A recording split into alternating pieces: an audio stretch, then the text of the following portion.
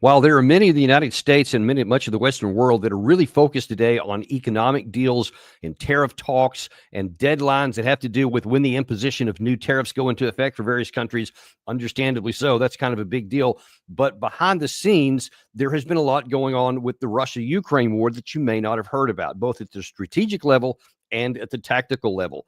That's where we're going to focus on today. And we're going to have to try to navigate some of this stuff with us. One of our very favorite guests, Commodore Steve Jermy, retired from the UK Navy, Royal Navy, I think is the right way to put that. My apologies. I don't want to get that wrong there. We've had you on plenty of times before, and just always a delight to have you on there. Welcome back. Yeah, pleasure's mine, Danny. The pleasure is mine. Well, listen, it's definitely a mutual admiration society then, because it's always a treat for Gary and I and all of our audience to have you on as well. But we've got some tough ones for you today, so we're not going to be easy on you. We're going to ask for some expert commentary here. So we're going to start off with, so this is Friday. So a week from tomorrow is the 8th of August. And according to President Trump, something quite meaningful could happen on that day. The president is also doubling down on his August 8th sanctions deadline. Yeah, we're going to put sanctions. I don't know that sanctions bother him.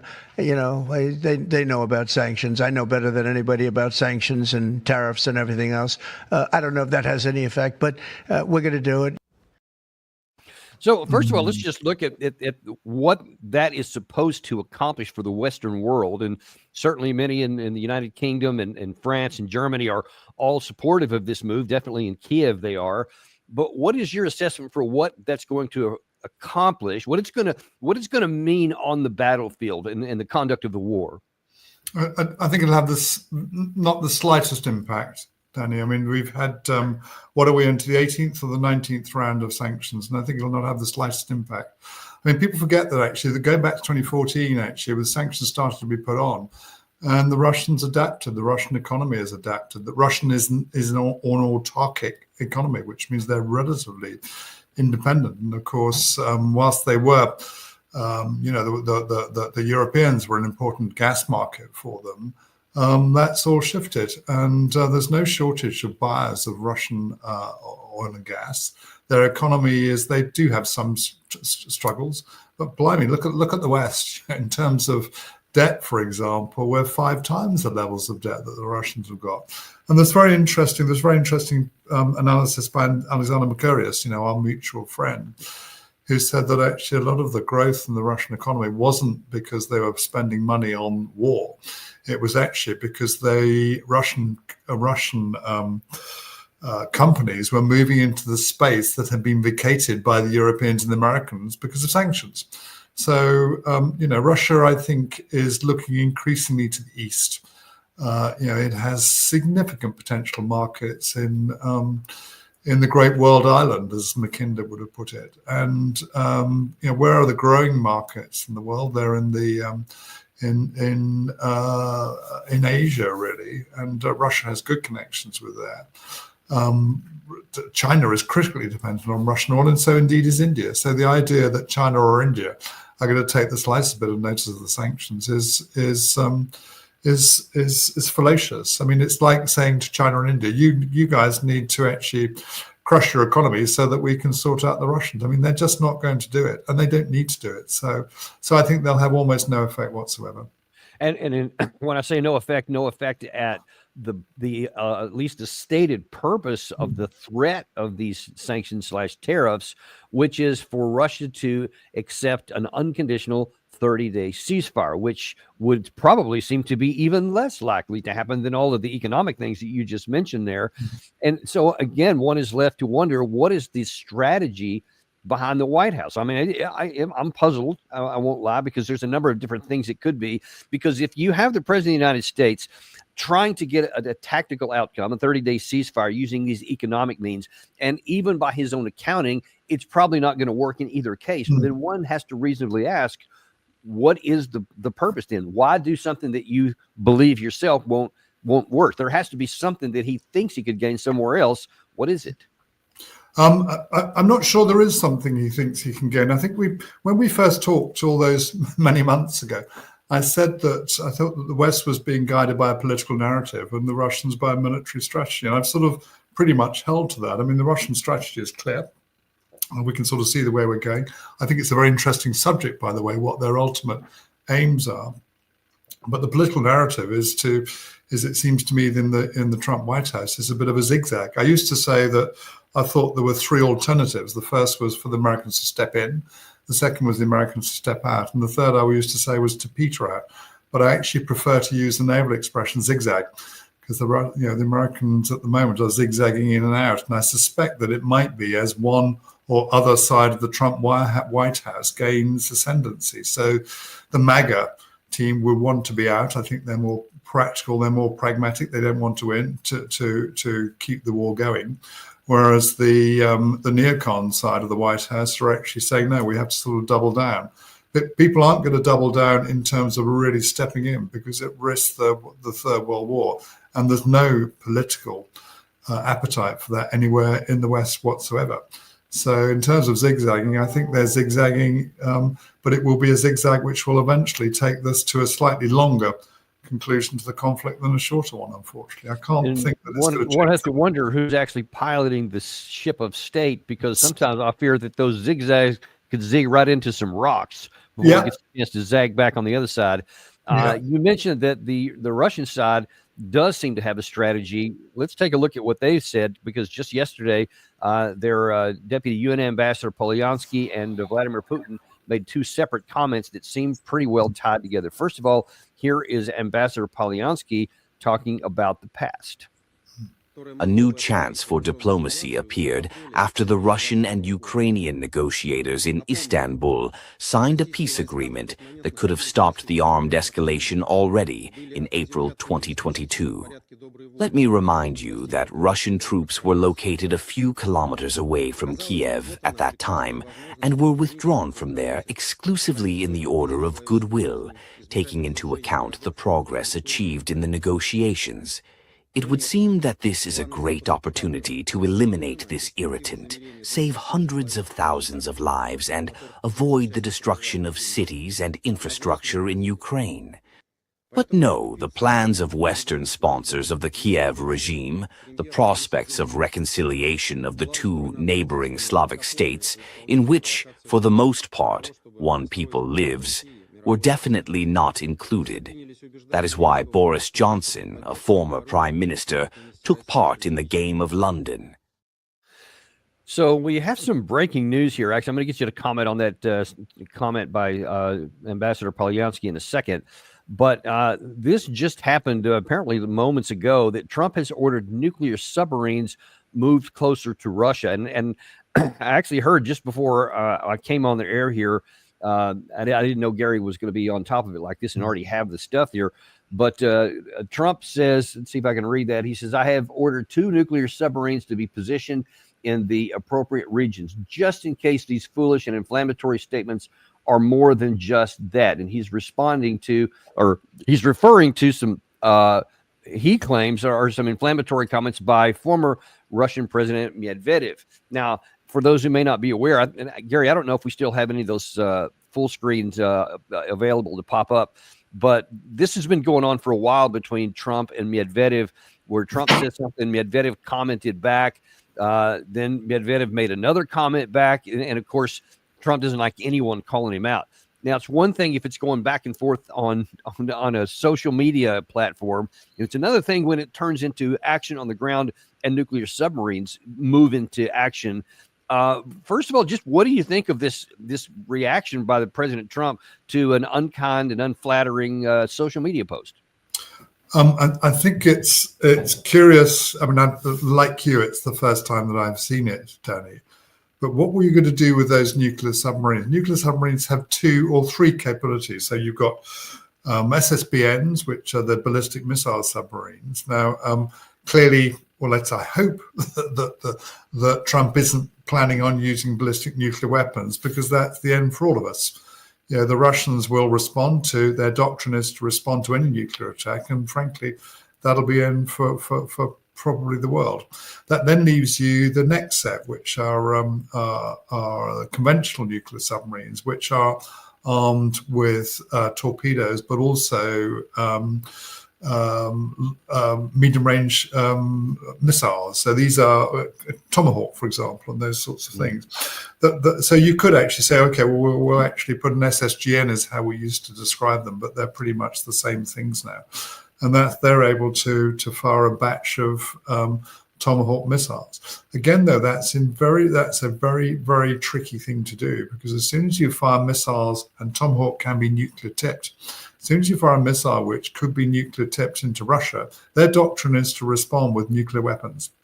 So, that's a massive, if you're going to take the risk of doing that, it's a unconscionable risk in my mind to do that. I mean, the last thing you could say, well, we'll use nuclear submarines to just sort of blockade Russia, or sort of put pressure on their merchant fleet or surface fleets. But the Russians have got submarines as well. And furthermore, the Russians have got submarines which include nuclear torpedoes. So you could fire a nuclear torpedo from some distance off continental USA, and the next thing you know, you've got a nuclear torpedo going off in an American port if you decide to move that way. So, to me, this is for somebody who is not short on inflammatory comments, to actually suggest that because somebody else has responded to his inflammatory comments with the same, that he's going to use nuclear submarines. Well, I would ask, for what purpose? I can tell you that nuclear submarines of any type will make no significant difference to the battlefield. Yeah, and I mean, it could just get us sucked in. I'm actually looking at something here on my screen. Unfortunately, I can't display it here. But this actually started a number of days before that, between Lindsey Graham and Dmitry Medvedev. So he's been trolling our leaders for some time. Lindsey Graham wrote, he said, to those in Russia who believe that President Trump is not serious about ending the bloodbath between Russia and Ukraine, you and your customers will soon be sadly mistaken, referring to these imposition of the sanctions. You will soon see that Joe Biden is no longer president, to which Medvedev replied, Trump's playing the ultimate. I'm sorry. Lindsey Graham replied to Medvedev first, who said Trump's playing the ultimatum game with Russia. 50 days or 10, he should remember two things. One, Russia is not Israel or even Iran. And then two, each new ultimatum is a threat and a step in a wrong direction. And then you had Graham's response. To that response, then Dmitry Medvedev adds, it's not for you or Trump to dictate when to get at the peace table. Negotiations will end when all of our objectives in our military operations have been achieved. Work on America first, Gramps. That's the part that apparently Trump didn't like. So he replies back now with this comment here, and just because it's just happened, we haven't seen any response here. Okay, well, there, great. Gary's got that one up there too. He said, words are very important and can often lead to unintended consequences. I hope this will not be one of those instances. And I just got to be asked, what in the hell are you talking about? I mean, this is alarming to me, because frankly, it's like two high school sophomores, just battering back and forth, either on, trying to troll each other on social media or whatever, two kids. But you're talking about two nuclear powers. And when it's one thing for Medvedev, he's not in a position of power. Trump does have the power of the nuclear button. And when he's talking that way, that can't do anything positive. What do you expect the Russian response to this will be, based on what you know? What I suspect is that, Medvedev has always been publicly much more fiery than Putin. And what I suspect, Putin's in charge, and I suspect that the response will be measured. The Russians can respond. They can actually station nuclear submarines off the coast of the continental USA. And indeed, whether on both seaboards of the USA, and that's well within their capabilities. And I doubt that that Putin will go that far. I think he'll see this as a storm in the X or whatever teacup, I would like to think, and just get on with what he's doing. But the Russians are very capable of responding. Furthermore, they're also capable of responding in a way which the West can't match. So the Russians don't need to use nuclear weapons to damage the West in ways which we can't respond. With Iskander missiles, with hypersonic missiles they've got available, Gary, we can't defend against those. Yeah, we can't defend American bases in scattered around the world against these missiles. We can't defend NATO bases. So, Yeah, we've got to be super careful. I find it really difficult to understand that some of our the military advice, which I assume is being given to, for example, NATO countries, and seems to be wanting to double down, isn't taking account of these critical vulnerabilities. I wrote about this, I think, about four or 5 months ago, in which I explained that NATO would lose a war with Russia.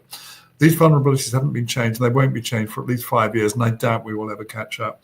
So I think this is really a person with a weak set of cards actually sort of getting angry because somebody with a very strong set of cards is saying that we're not going to, we're not going to be bluffed by you.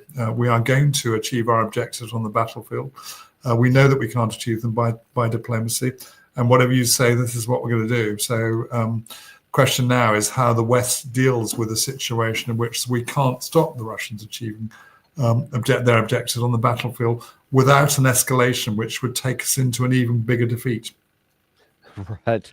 Yeah, and as you pointed out at the outset here, and if that eked into the nuclear realm, then it's lights out for everybody. Yeah. God help us all if that happens.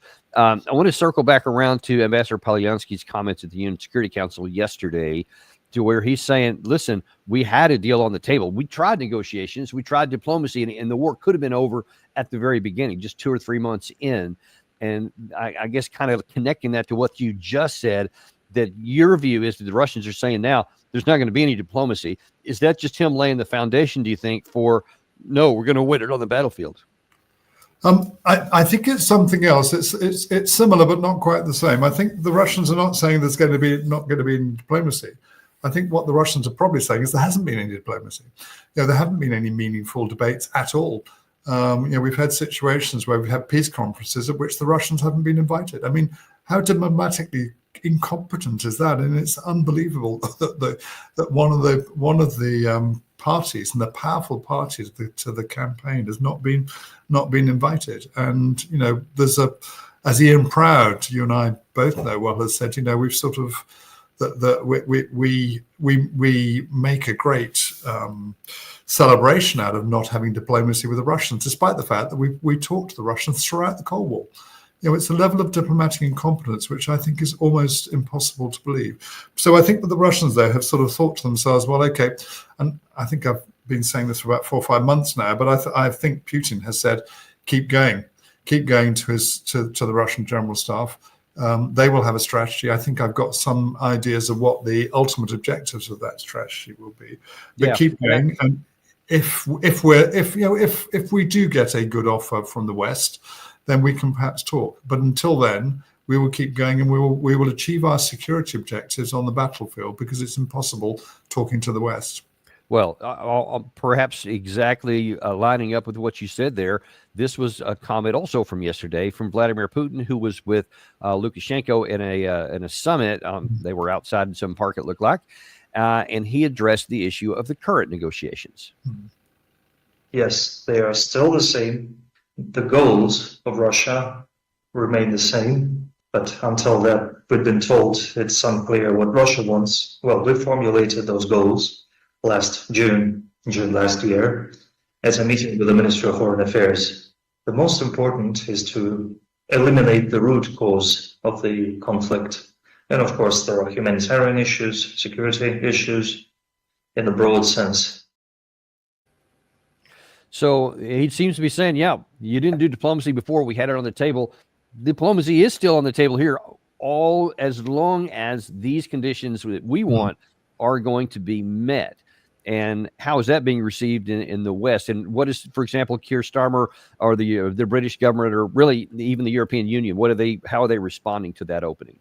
I think all of the European countries seem to be stuck a stuck record, I think, because they seem to still not be able to understand the difference between solving the long-term problems of the war and having a ceasefire. And they seem to think that the Russians will accept going to a ceasefire, and who knows what might happen. Of course, you might find that the Ukrainians actually start to stabilize the front, or they withdraw to better positions. So in other words, it's a military advantage to the Ukrainians to have a ceasefire. And the Russians, of course, don't want that. I mean, I wouldn't want that. If I'm in a situation where I am in the ascendancy and I can see my objectives in sight, then why on earth would I want a ceasefire?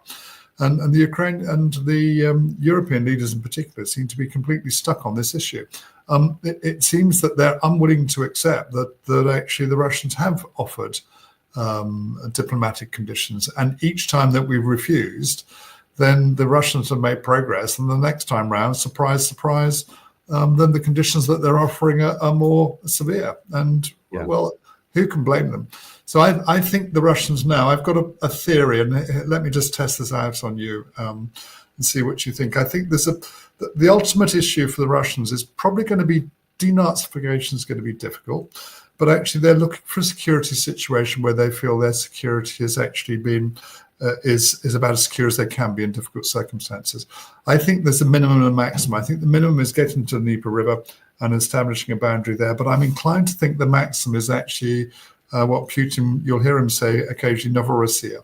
What that essentially means is going across the Dnieper River, and that may be the reason why the Russians haven't dropped those bridges on the Dnieper River.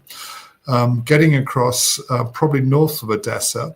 I doubt that they want to actually try to invest Odesa, because I think they'd rather take it in an easier way. But cutting off Odesa from Kiev and the rest, and essentially leaving what would be a rump Ukraine.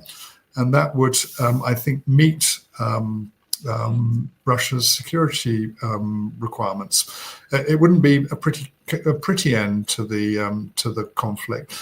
But I think I would, for once, disagree slightly with John Mearsheimer and with Alex Mikhailov, who said that nobody wins at the end of this. I can imagine a situation where the Russians have got to Novorossiya. They've established really pretty significant boundaries around Novorossiya. They've got left a rump Ukraine, which is essentially comprised of natural Ukrainians, comprised of both those who you could call the Europeanists, who want to be closer to Europe and NATO, and the nationalists, who are sort of extreme, as we know, the Nazis, if you like, at the end of it. And I can imagine the Russians saying, okay, well, we're going to cut off, we're not going to try and get involved in that mess. But what we will do is contain it. And it's almost a reverse containment to the containment which George Kennan worked out for the West against Russia in the first place. The Russians have little interest now economically in Europe. They don't see it as a very useful market, and they'd like to be able to sell oil and gas to us, but there's no sign of that. So all they need to do really is contain us. And as far as I can see, if they've done the same sort of analysis that I've done and others have done, then we're going to wear ourselves out. We're going to actually economically collapse and get worse and worse. So they won't have to worry about us if we've got no industrial capacity, because we've managed to shut our economies down through, amongst other things, boomerang sanctions. So I can see the Russians getting into a situation where they secure Novorossiya, and then they really settle down. They guard against the Baltics, but essentially it's containment. So they're not trying to invest. We know that they don't want to invest in the rest of NATO. Instead, what they're trying to do is just contain us, and they, meanwhile, will start to build much stronger, even stronger economic ties with everybody to the east of the NATO states and to the south. So getting much more further involved in the global south, and much more further involved in the world island, and working closely with China, India, and places like Iran, the BRICS states, all of whom are growing. So to me, I think it's a satisfactory solution for the Russians, not a good one, but disastrous for NATO. Yeah. Question is, how does NATO and how did the West cope with that failure? Yeah, and I want to talk about that basically political or diplomatic failure and what we would do on the backside of that. But first of all, I want to look at the tactical situation, because you said you had some kind of an idea about what the Russians may be doing. And I wanted to focus on a couple of different areas here. Let me zoom back out, just people know where we're at here. This is Ukraine. This is, of course, the primary point of combat line of contact here in the east. And as we've been talking, the center is the kind of the linchpin here is the center around Pokrovsk and Konstantinivka. Just here in the last 24 hours or so, after a very long, intensive operation, the Russian side has now completely captured the city of Chasov Yar. That is a relatively modest-sized town, but it is a very significant importance, especially to Konstantinivka, which, as you can see when I zoom back out here, there's already a semi-cauldron formed around the Ukrainian positions here.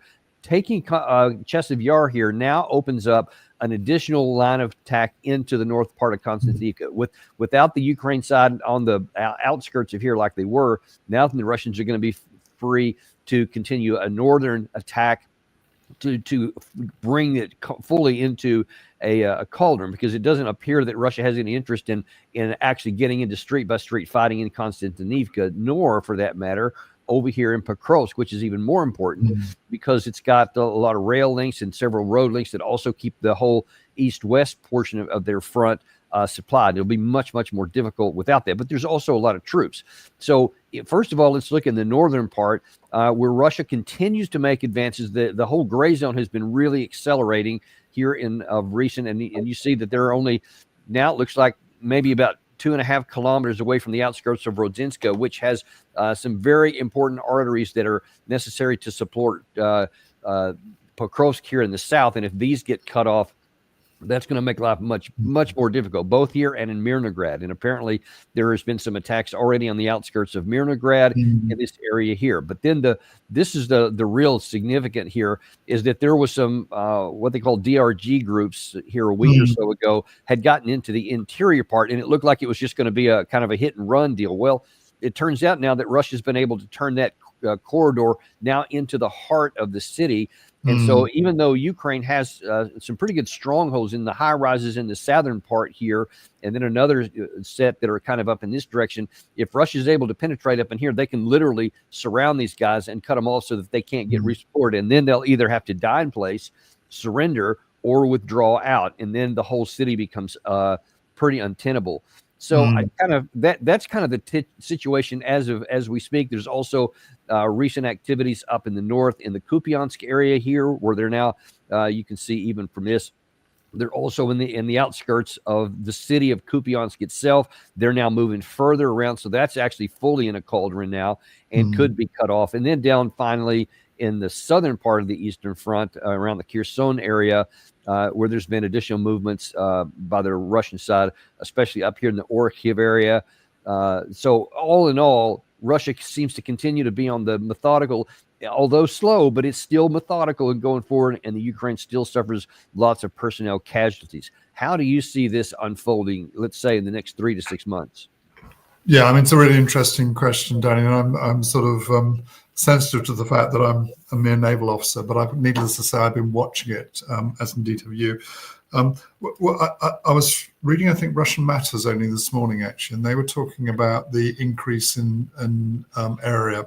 And I think, actually, if you looked at the average between January and May and the average in June, it's actually gone up by a factor almost of 2 in terms of what the Russians have secured. Now, I think when we talked about sort of 6 months ago about the Sumy initiative, and I said at the time that it seemed to me that the Russians might not be closing off that initiative, because actually it was indeed a cauldron. I think that's the first time I'd used the words, and it seems to me that cauldroning is part of what they're doing, which is because the almost in the way that the Germans did in Stalingrad, that they are Ukrainian are being invited by their politicians to fight to the last man or fight to the last team, actually, that this sort of meets the Russians' security objectives of trying to attrit the Ukrainian armed forces. But as I look at it more generally, I've heard people use the expression lava, which is quite a good expression, a lava flow, about how the Americans are doing. But in many ways, a better expression. I think it's a bit like having a massive dam, and that the way the Russians are operating is in a very fluid way, because as one part of the dam starts to break a bit and is reinforced, then so water flows through somewhere else. And I think the only question really is will the dam, which of course when I say the dam, what I'm talking about is the line of contact and the defences of the Ukrainian armed forces. At what stage will it break, and indeed will it break in the way that that you can imagine a water metaphor it breaking, so suddenly there's a flood through, or will it break in a slightly slower way? I think it might be slightly slower. But actually, it seemed, I think Doug McGregor and others, I think Larry Johnson have both said that once you get through these key lines and some of these key strong points, such as Pokrovsk, that actually you're into much more open country and much freer country. I don't think that necessarily means that it would move at speed, because of course we're in a different warfare environment with drones. So I can imagine that it's going to still be a little bit steady. But the fact is the Russians are winning. And when I wrote about strategy, one of the things that when you're looking at strategy is to say, is it being successful? It's being successful. So whatever we might think about in the West, why would they change? If they're being successful, they're keeping their casualties relatively low. They're keeping Ukrainian casualties high, and we know that in the body exchanges. Then I would just expect them to be keeping going, and I would expect them to keep going till they've achieved the minimal or the maximalist objectives. I don't know what those maximalist objectives would be, but if indeed it is Novorossiya, then there's still a fair way to go. Although it was interesting that the Russians were starting to talk about coming off the boil in terms of industrial protection and production next year. So it makes me think that they'll be keeping going. I doubt that we're not going to see this closed off in the next 7 to 8 weeks. But it wouldn't surprise me if we do see it closed off in the year, and that by the end of this time next year, the Russians have, broadly speaking, secured the objectives that they think are necessary if they're going to actually achieve the security objectives that they want to do. And I don't see anything in the West writ large, to include Ukraine, resource-wise, manpower-wise, that would preclude Russia from going down that path. So we'll see how that's going to work out. Now, I'd like to spend the bulk of the remainder of our time here talking about something that would seem at the first to be disassociated, but as you mentioned before we came on the air here, I had some very relevant lessons for the West in this current situation. And we've been talking about this several times. We've been having you on about your combat experience in the Falklands and also some in Afghanistan. But we've never found the time, or we never made the time to talk about it. And I think it's really fascinating, and would love for you to tell us some of those, some of your experience there, and what that tells you about this conflict. Yeah, sure. I'll start with the Falklands, and I think in many ways, for you and I, because we both served in Afghanistan, Afghanistan's slightly more interesting. But the Falklands was a bit of a rush, frankly, and I can remember I think it was the 1st of April, sitting in Cornwall and seeing a news. What year? I'm sorry. I was sitting in Cornwall and seeing a news. I was at we had detached. No, you said in April of what year? I was asking. Oh, sorry, April 1982. So 1982. seeing in April 1982 and seeing a headline saying concerns over the Falklands, and I was in the pub talking to somebody, and I said, no, don't worry, nothing will happen. The next day, a friend of mine rang up and said, Steve, we're going to war. And the two carriers, which had just come off a major NATO exercise, mobilized, and we were at sea within 4 days. And wow. Margaret Thatcher was talking to the then Chief of Defence Staff, I think it might have been the First Sea Lord, and he said, she said, okay, so she said, how long will it take them to get down there? He said 3 weeks. She said, you mean 3 days? He said, no, 3 weeks. And so 3 weeks it was, and we worked up on the way down. I think the thing that was really important, Danny, is that we were coming off major NATO exercises, and as you will have done, we were extremely well trained. So we had long NATO exercises at times where we'd flown. We worked with American aircraft carriers. We worked with. And I'm sorry, if I could just what was your role at that time? What was your rank? Yeah, I was in a good, just like the real brief. What was the war about? Yeah, what the war was about was about retaking the Falklands, and my role was I was in one of the two aircraft carriers, HMS Invincible. I was a helicopter guy. My specialist area was anti-submarine warfare, and the carrier also had sea harriers. So the carriers were the queens of the chessboard for this. So our role was to get down there and establish what we called sea control, which means that we would actually control the seas, and that the Argentinians would not be able to get to do that. But much more importantly was to achieve air superiority, which is relevant to the Ukraine war, but to achieve air superiority over the Falklands. We never achieved perfect air superiority, but we achieved pretty good air superiority. And one of the reasons is very subtle. which is that there were about 20 to 30 later on in the force, 20 to 30 Sea Harriers. Didn't have huge amounts, and there was a terrifically good jet though, very reliable.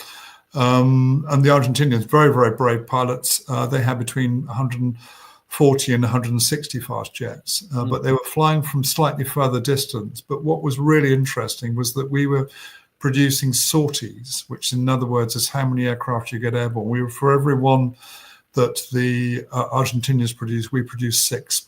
Oh, wow. And the reason is that an aircraft carrier is a bit like, and the best metaphor is that, you know, if you're watching Formula One or racing and people come in for a pit stop, that's exactly what it's like on a carrier.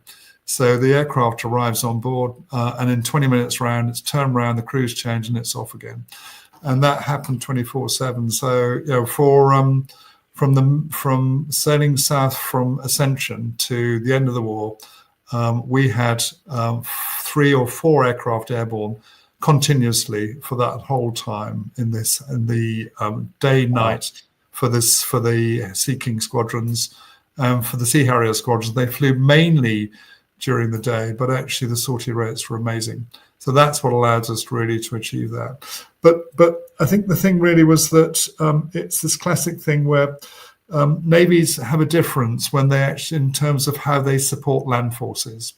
You can do other things, but really our role was to support the land forces, to achieve air superiority, to achieve sea command, which we did, and then to make sure that support to the land forces were given. And that wasn't just about air supremacy. So the gunships, so the frigates, had a gun on board, and that gun would produce the same as a battery of 6 105 millimeter guns. So the guns would fire at a rate of 26 rounds a minute.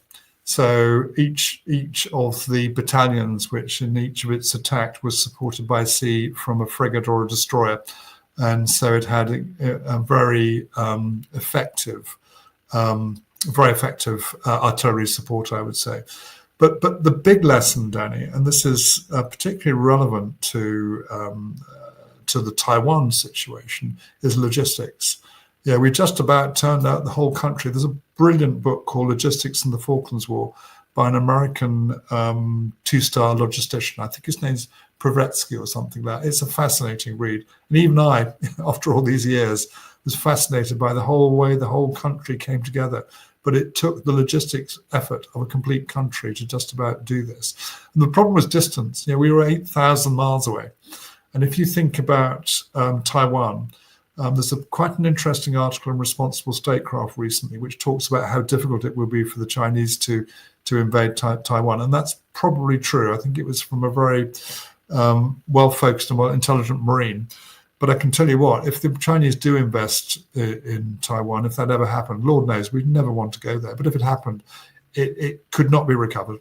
It would be impossible for America to recover Taiwan. So it's a way to think about that particular conflict in a way which you really, the last thing you want to do is get into a position where you're at war with China, because whereas for us it was, what did I say, 120, 140 fast jets against us and a relatively small navy. Just look at the scale and size of the Chinese armed forces and the ability that they've got. They've got more ships than the US Navy at the moment, not more carriers, but there again, China's a pretty big carrier on it in its own right. Right. So, Right. It would be, it's unretakeable, Taiwan, and anybody who thinks it is just doesn't know what they're talking about from experience. And do I also not do I remember correctly that you guys lost a major combatant ship during the Falklands War? How did that happen? Yeah, we lost more. We didn't lose any. We lost a number of ships, but the first one was we lost 5 destroyers and frigates, and that's largely speaking because we didn't have as many jets as we needed. So we didn't have the air superiority. So we didn't have the air systems that we needed. And one of the things that we really lacked was airborne early warning, which means aircraft that are high in the sky and can see things coming in at low level. And that was something which we'd lost when we'd lost the conventional aircraft carriers. I was airborne when Sheffield, which was the first one, was hit, and we were the first people on the scene. I can remember it vividly. She was hit by an Exocet, and it was one of those things. They were not as well positioned as they could be in terms of timing. Other ships have responded more quickly to the threat, and we then lost two. Let me just get it right. We lost two around San Carlos. And then we lost a third. I lost a fourth off of the Falklands, overcome by again Argentinian jets. You cannot fault the bravery of the Argentine pilots, and can tell you that. And then there was a fifth towards the end was hit. But we also lost, but perhaps much more importantly to the campaign, was we lost a very big container ship, and that container ship had our Chinooks, and the Chinook aircraft, fantastic aircraft. So we lost 4 or 5 of those Chinooks, and that meant logistics was really difficult. So, which is why the parachutists and the Marines had to walk from San Carlos to the primary combat missions around the island. So they walked rather than were flown, because we lost those, and so the rest of it was done. We went ashore in our helicopters, which were ASW, anti-submarine warfare helicopters, operated out of San Carlos. And it was largely speaking to try and sort of replace a little bit the loss of those 5 big aircraft, because the lift in those aircraft was terrific. But without it, a lot more people were walking than would otherwise have been the case, because of the lack of air mobility. And first of all, how long was the conflict, start to finish? Yeah, conflict started. So really, the first we sailed south of Ascension about 15th of April.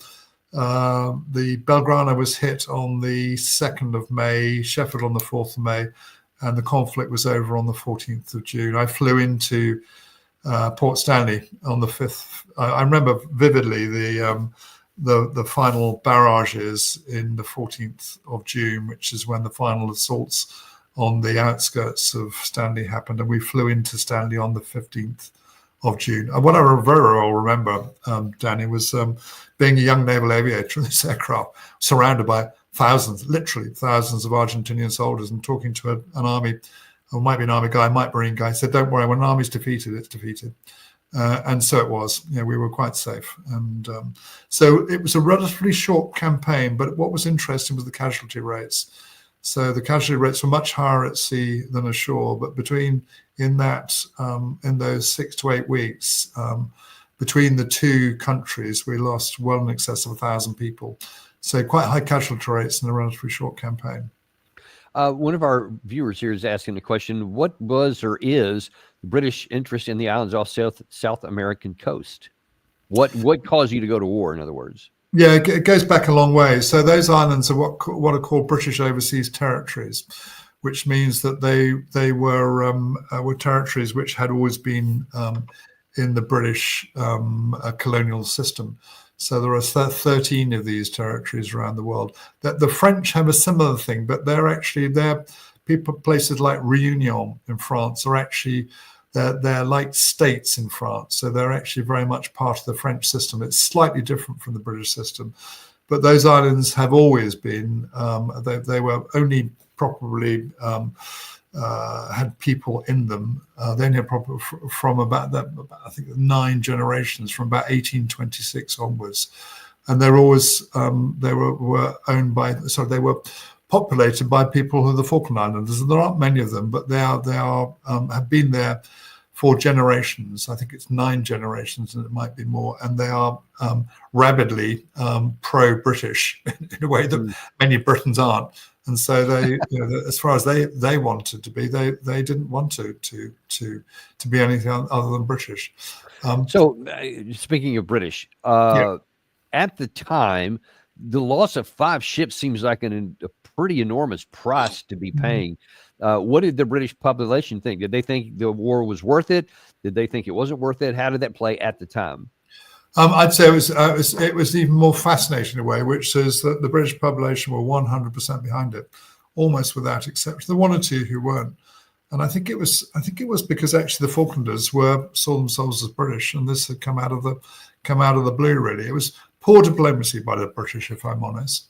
And you also had in Argentina General Galtieri, who was very much a dictatorial general, and indeed the whole of those generals fell at the end of the campaign. In many ways, there was a sense that the Argentinian generals were doing this. It was a military-led junta, and they were doing this in a way to actually sort of bring their own country together, and politically, at a time when things were not going very well for that political administration. I mean, from memory, I think in the sort of 20 years before the Falklands War, there had been about 15 different Argentinian administrations, and about 2/3 of those were led by the Argentinian Armed Forces.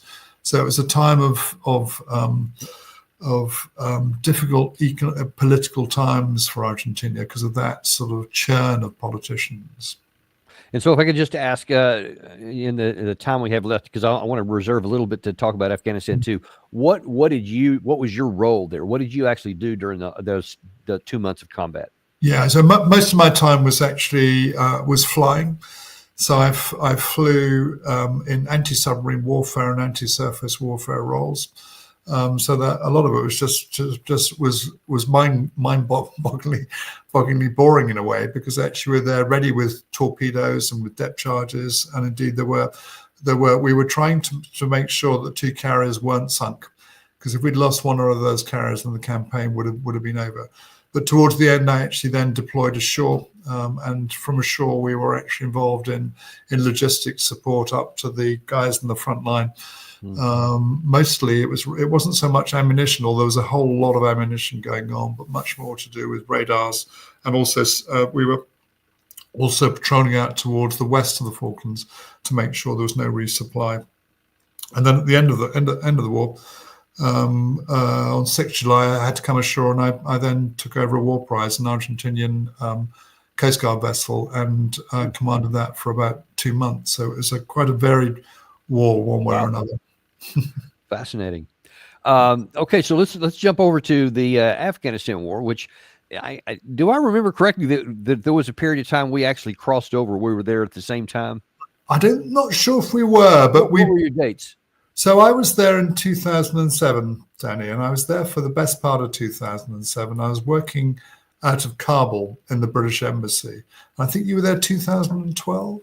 I was there twice, so I was in front of you and behind you. It looks like I was there. 2005, 2006. I left in I think March 2006, and then the second time was in 2010, 2011. So I guess I missed you there. But what was your experience with that, and what any kind of bigger lessons are applicable to this current Russia-Ukraine war and our support for it? Yeah, and I think this is a fascinating discussion.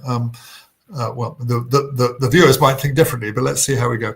I mean, I arrived there with a sort of beer in my bonnet, because I thought I had been working for the Chief of Defence Staff. It's pretty much like the executive assistant to Chief of the Joint Chiefs of Staff in your world. And I sort of arrived with beer in my bonnet, because I thought, I don't think we've got a strategy here, because if we have, I can't see it and I don't understand it. So I arrived, and I remember arriving at the British Embassy, and they said, you've got to get down to Helmand, because Helmand's where the action is. And I thought, well, we've got 4,500 troops in Helmand, so we probably know what's going on there, or at least I like to think we do.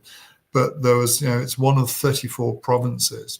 And so I made it my mission to get out and around. So I got to Bagram, talked to the Americans. I think it was 82nd Airborne there. I got to Herat and talked. There was a Spanish and Italian, it was a divisional headquarters, but in truth, it was a brigade headquarters there, and just really got around the campaign. And after a bit, I thought, I'm right, there is no strategy, because I talked to both of those divisional headquarters, and I said, what's the strategy? And these young, bright, what you and I would know as J5, so they're the planners, and these young, bright majors, they look down at their feet. I should say that at that time, because I was a Commodore, but actually my ambassador got fed up. He said, I'm fed up trying to explain why we got a naval officer out here. So he asked me, he asked me to actually wear a star, which I did. So I appeared to be a brigadier. Of course I wasn't. but they looked down at their feet, these guys. And after a bit, I said, oh, come on. I said, there isn't one, sir. There isn't a strategy. We're just making it up as we go along. And I think, well, see, now that sounds similar to what I experienced too, because at the the battalion level or even brigade level, they had tactical tasks. So they were there to do A, B, and C during their whatever it was between 12 and 14 months, et cetera. And they went on, they conducted those tactical tasks, and then they went home. But when you look it back up and see, all right, what are all the brigades doing? I don't know anybody had an answer. Yeah, I took this message back because it never really landed properly because people don't understand strategy, I'm afraid. And there's people who definitely don't understand are diplomats, unfortunately. So, but I did take it back to number 10. But I said, yeah, we do have a strategy. Here it is. And the strategy that they showed me was Helmand. And I said, well, I'm sorry, but making a difference in Helmand is one of 34 provinces. It's like trying to say, okay, we're going to solve America by sorting out Florida. I mean, it's not going to happen, is it? But that message didn't land. But I think the two things that came out, because I've learned a lot, and I put a lot of it into the book, which I'm trying to get a second edition out. And the first thing was that if you haven't got a strategy, then your chances of success are way reduced. And there was never one. And the second thing is, if we had done the thinking about making strategy, and that's the much more subtle point, we wouldn't have gone in there in the first place, or you would have got out there much quicker. Because what the strategic thinking would have told us that we couldn't win. Because what we were trying to do, as I look back, is that we had been told that we were trying to suppress the Taliban and so on, and trying to turn this into a modern nation state. And it's a ridiculous thing to try and do. It wasn't as explicit as that, but that's what it really meant. So we were trying to impose upon Afghanistan a culture which that goes back millennia, a modern nation state, and they didn't want it, and they didn't even understand it, and they were used to this as well because they kicked the British out twice and given us a bloody nose the third time, and they just saw us as invaders. And in a way, we were, because we were trying to impose Western values on them. And who are we to impose Western values on them? I remember a minister visited the British embassy, and we were saying, he was saying, well, how many people are unemployed in this country? And the answer was, we don't know, Minister. And he said, well, why don't you count the unemployment statistics? And somebody said, Minister, we don't know how many people are in this country. It's somewhere between 29 and 37 million, and 80% of the civil servants are illiterate. And it's at that stage you think, my goodness me, this is completely different. And I think that what we perceived to be a security problem, we were trying to solve by changing a nation's culture. And, it just doesn't work. And it's hubristic to think. I don't think we were consciously trying to do it, but we were trying to impose political systems, military systems onto a nation which they weren't interested really. People talk about it as nation building, but it wasn't. It was state building, really. And I think nation building is something which I rather worry. I don't know what you think, but I rather worry. I think that actually the Americans would have got out earlier, but the British said, especially the British Army, I suspect, said, no, you need to do some nation building here.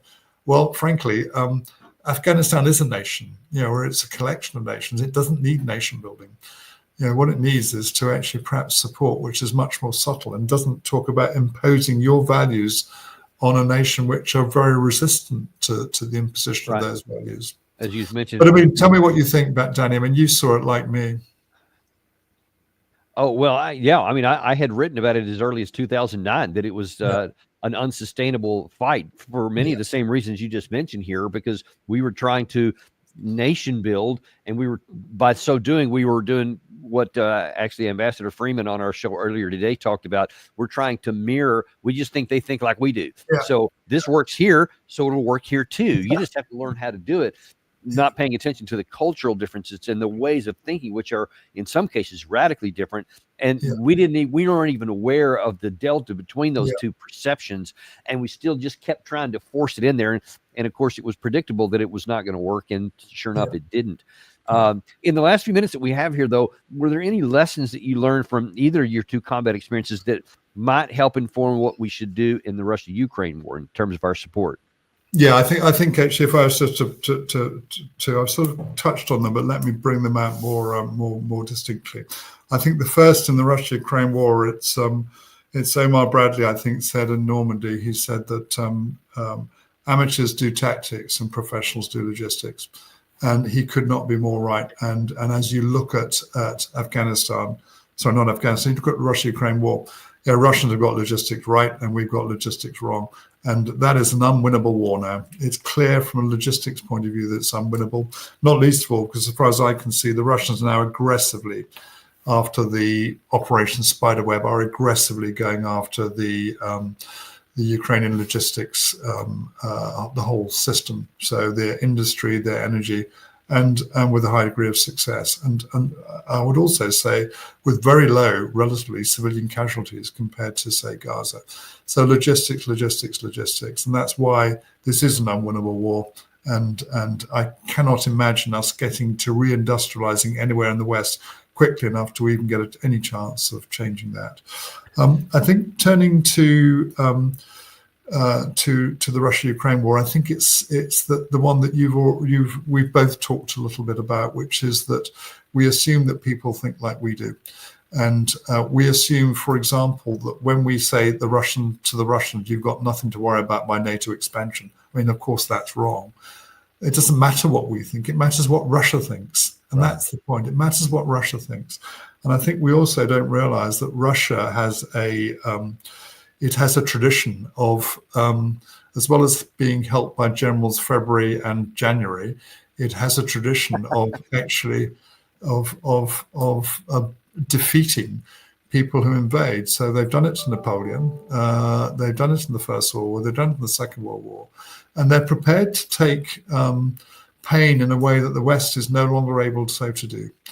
The Second World War is a very good example of that. And so I think that it's about time that we started looking at this whole war from the perspective of the Russians and really putting ourselves in their situation. I would love to do, and perhaps we should do this one day, a red team. Often, this is something your viewers may not be aware of, but often a number of generals, General Slim, who was a brilliant British general, actually always, whenever he had a plan for the 14th Army in Malaya, he had a red team who would actually work through the plan and make sure that actually he had looked at it from the Japanese perspective. And I think it's about time that we actually stop looking at it from the perspective of Western generals or Western diplomats and had a red team who are actually looking at it from the perspective of Russians. That's fascinating. Making us think in the way that they would. I should say that when I went to Afghanistan, one of the first things I did was read the Russian General Staff's analysis of it before I even got out there of their war. And they got out in 10 years in a much better order than we did. So, absolutely. I think the Bear Went Over the Mountain was one that I had read similar that talked about a lot of that, along with a number of other military analysis, which apparently few did read. Actually, a lot more read at the tactical level. The read about a lot of things that happened as it is to those at the diplomatic and the senior levels who didn't seem to read much of anything. But no, I'm afraid so. I'm afraid so, Danny. But anyway. Well, listen, it's been fascinating to hear, especially about your stuff in the Falklands and even the Afghanistan. And that's kind of one of the reasons I wanted to do that, so people understand when you're, especially combat veterans, are making comments about why this war here is unwinnable. There's a reason why, because you've lived it, you've seen it, you've fought in it, and you understand the variables, not just from reading a book, but from actually living it. And we appreciate you sharing that with us today. It's a pleasure, Danny. I think it was General Slim who said that one of the things that doesn't cost much in war is study, and it's about time we had a lot more study and a lot less noise, should I say? Couldn't agree with you more on that. Thank you very much for coming on today, and we appreciate you guys for being with us. I invite you to come back. Even though tomorrow's Saturday, we will have a show tomorrow morning. It's going to be a very interesting one about the United States military and just how well we are prepared should we be called into war. It's not quite the way you might think, but we'll save that for tomorrow, and we'll see you on the Daniel Davis Deep Dive.